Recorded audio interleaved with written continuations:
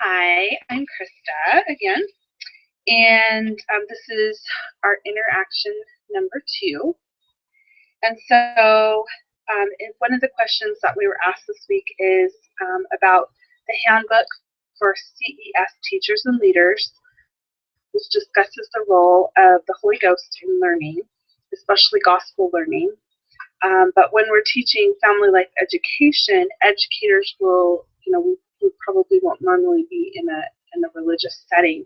And so when this is the case, does the Holy Ghost play a role in the learning process and explain?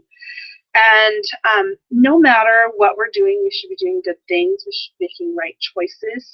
When we are honestly trying to help another family or another person to learn correct principles, I believe the Holy Ghost will help us know what to say and how we can help them. And so, of course, the Holy Ghost is going to be helping us in this learning process. He will also be able to help us open the minds of those that we're teaching so that they can see where they need to change and to become better to govern their families. Just because we're not in a gospel learning setting doesn't mean the Holy Ghost isn't going to be there and guide us.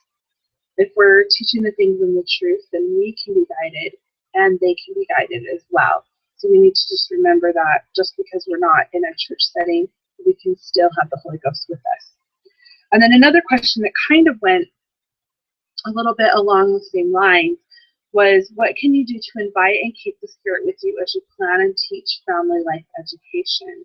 And why is that important? And I thought, the main thing we need to do is to pray. Now, that doesn't mean we have a prayer before our workshop, but as we're planning the lessons and also before we go to teach the workshop, we can have our own personal prayer or prayer with our family to have the Spirit with us. And this can be done in our hearts during the workshop if we feel like something's not going right. Because we will be probably talking with people not of our faith. And so having a prayer in the beginning of the workshop is probably not going to work for most of us. Also, listening to what the Spirit wants in our workshop and planning those things and implementing it will increase the likelihood of the Spirit actually being there and to remain there with us. It's important because we're going to need all the help we can get. This is going to be a difficult assignment for some of us. We're going to be nervous. We're going to be talking probably to people we not know very well. We're going to need the Spirit there to help us teach, and that He can be there each step of the way.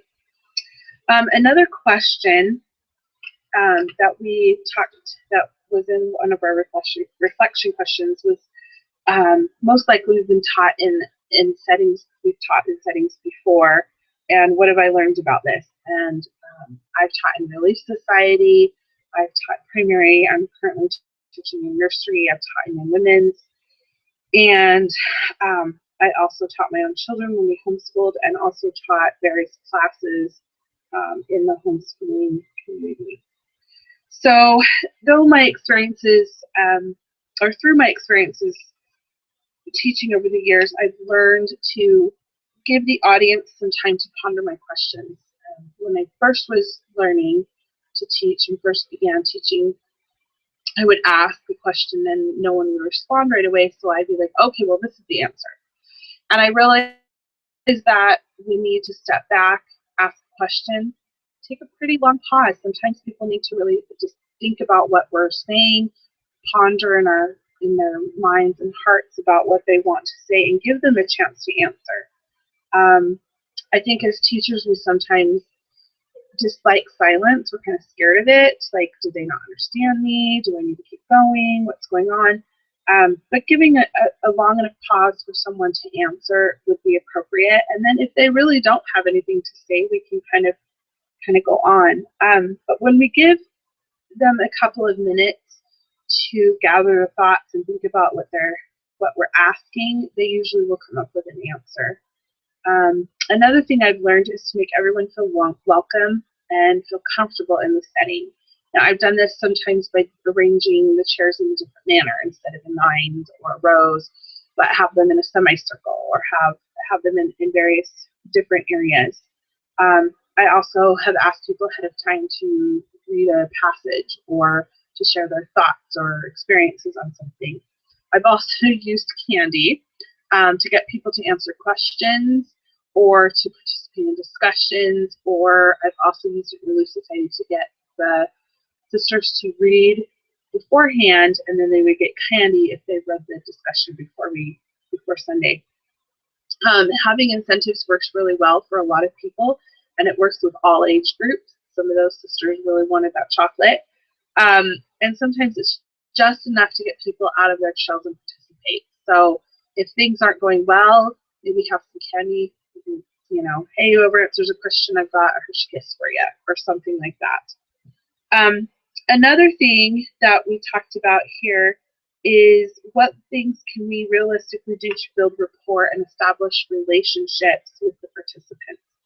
And I know in our workshop, Lisa and I have provided some time in the beginning to not only introduce ourselves, that we're students, a little bit about our family, some, you know, unique things about us, but also to give them time, our participants time, to introduce themselves as well. This gets people to kind of know a little bit about each other and feel a little bit more comfortable sharing their thoughts and ideas. And we feel like this is going to be vital to have that rapport with them. And we also plan on having several activities where people are going to have fun. There's one that's kind of a silly one that's going to be kind of fun.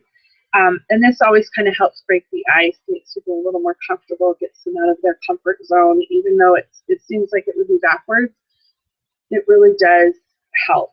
And we've also made some time at the end for questions. Another thing is, what are we doing throughout our lesson plans to create and maintain the balance between teacher and participant talking? And we're doing a lot of things. I know Lisa and I have talked about not wanting to just stand up there and be this boring lecture, seminar type thing, but that we want to incorporate what they're talking about and their ideas and thoughts as well. We're going to have some video clips that will help us with discussion. We're going to have some role playing, asking questions. We're going to show a presentation. And all these things will be facilitating discussion as well as them learning things. We feel we'll be able to learn from each other, and the participants will learn from each other and from us and be able to contribute in the workshop. And we want to include the participants as much as possible. So we're limiting our lecture time.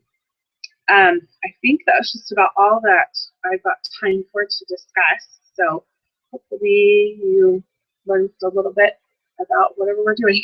So thanks.